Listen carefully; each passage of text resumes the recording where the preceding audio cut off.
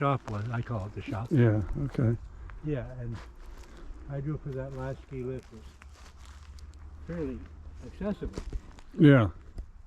Wow. So again, I see a couple things I don't recognize at all. I'm not sure what that is or was, but that looks like the little rail fence we talked about. Yeah. That we held up. That's where that trail came down, right above that. Yeah, You could make an S turn and end up in the chalet right here. Yep. You want to go over there and take a look at it? I'll go where you want me to go. Oh, I just... Well, this is where Fort Knox was. The chalet ended about here, and we had this little garage to accommodate the bombardier. And over here we had a backhoe dig a hole in the side of this hill and built this little structure called, it was the place where the bombardier would be fixed. Okay. It got the name Fort Knox. I haven't found it yet, but I have a picture of a robin that nested in one of those SMI three-wheeled snowmaking thing. Yeah. Picture of a robin's nest in one of those things. I should send it to SMI if I run into it. I'll send it to SMI. Yeah. Oh, look at these big poplar trees. None of them are here. Yeah, I might know something about that. But after the fire, several things arrived here that I had nothing to do with, and really didn't know about, but they had a house trailer in that area, and it became the temporary chalet. So this is the S-turn trail coming down. That is it, yes. Yeah. Okay. Okay. So it came down up top there. Yeah. Or you could actually, there was another one that went down here. If you wanted to short, actually I think that's more recent than I remember. I thought it was really steep and hard to navigate and ended up right at the bottom of the T-bar. Okay. But both of them may be, my memory isn't perfect. There was the hydro for the lifts. Yeah.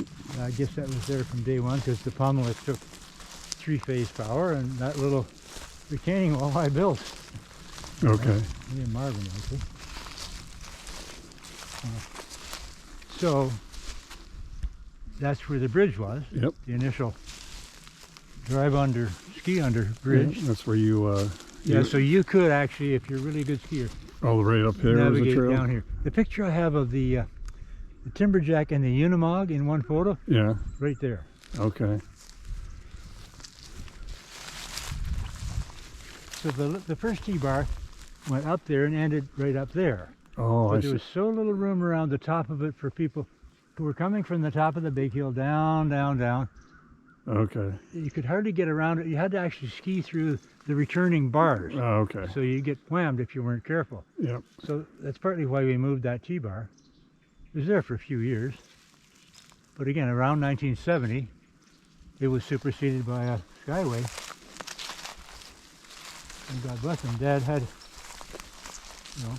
somehow helped to develop that line of ski lifts. Yeah, there's the electrical box still on the pole. Wow.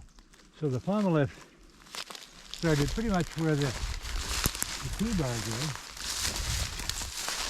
But yeah, so the ramp up to the bridge is pretty much where the lift line was. And it was kind of tucked really close into the side of the hill because we needed all the space we could get to have skiers coming down here. Anyway, the two lifts were pretty much in the same location. I'm not sure what that is.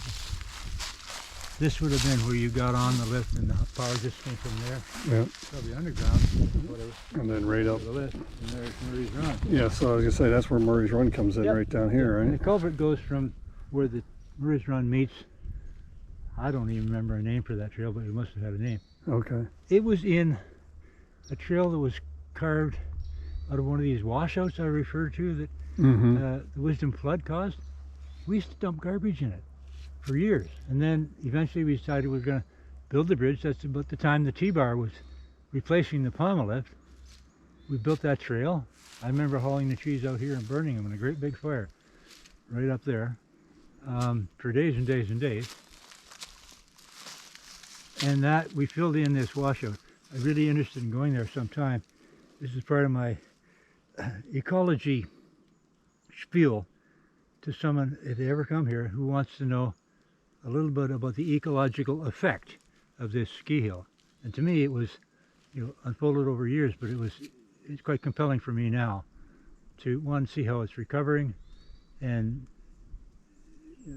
know what we did to cause some of that.